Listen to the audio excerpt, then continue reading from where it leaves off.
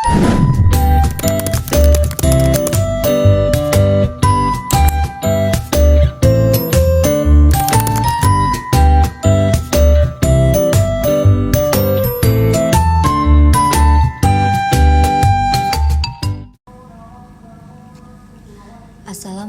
warahmatullahi wabarakatuh. Halo semuanya, perkenalkan nama saya Retnama Putri, NPM 23.014, jurusan Ilmu Komunikasi. Nah, di sini saya mau mengulas sedikit berita yang lagi viral nih tentang kasus seorang korban siswa bullying berakhir kakinya diamputasi dan gurunya cuma bilang itu bercanda. Korbannya yang bernama Fatir Arya Ardinata, seorang siswa SD Jatimulya 09 Tambun Selatan, Kabupaten Bekasi, yang mengalami amputasi pada kaki kirinya setelah diserang temannya. Bahkan dia juga sering menjadi bahan ejekan temannya di sekolah. Tapi sangat disayang, pihak sekolah, tepatnya kepala sekolah SD Jatimulya bernama Sukaima, selaku wali kelas, dia juga berklaim kalau dia tidak pernah menyaksikan aksi perundungan terhadap Fatir. Dia menyatakan bahwa dalam siswa kelas 6 SD, ejekan sesama siswa dianggap hal yang biasa.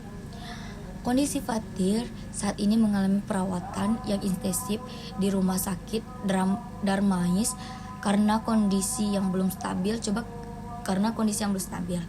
Coba kita lihat dari kondisi fisik dan psikologisnya, pasti dia mengalami trauma yang sangat berat loh. Biasanya korban perundingan ini rentan mengalami emosi seperti takut, sedih, marah.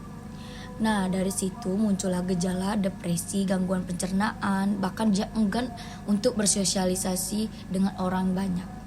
Dia lebih tertutup. Peran orang tua dalam kondisi seperti ini sangat penting untuk mengembalikan rasa percaya dirinya lagi. Dia lebih membutuhkan support yang bisa diandalkan gitu dari pendapat pribadi aku. Nah, stop bullying dan mulailah untuk membangun hubungan yang sehat agar masa depan kita tidak rusak, karena kasus-kasus seperti ini sudah sering ditemukan. Kalau ada informasi yang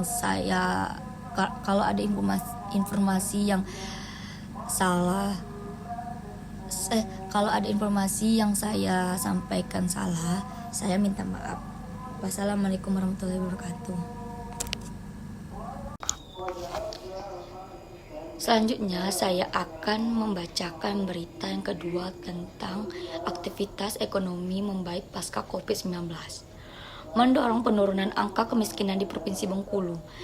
Sejak WHO menetapkan virus corona COVID-19 sebagai pandemi global, dampak yang besar akibat pandemi COVID-19 ini sangat dirasakan pada aspek sosial, ekonomi, dan keuangan. Sebagai penanggulangan dampak dari pandemi COVID-19, pemerintah negara Indonesia mengeluarkan kebijakan guna mengupayakan pemulihan ekonomi.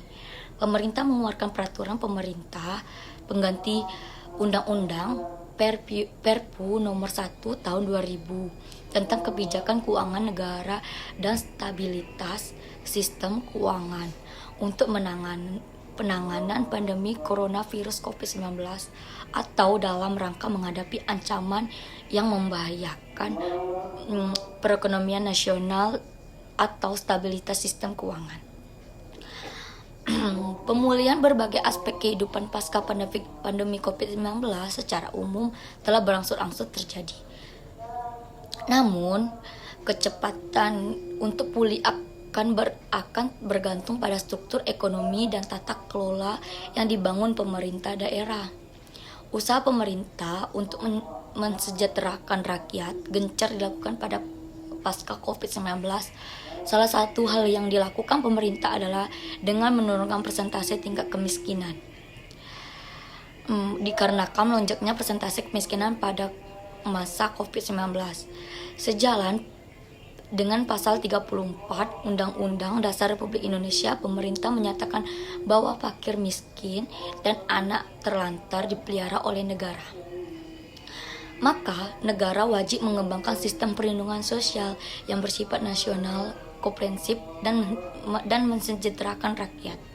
Maka dari itu pemerintah juga harus menangani permasalahan kemiskinan apalagi pasca COVID-19 saat ini.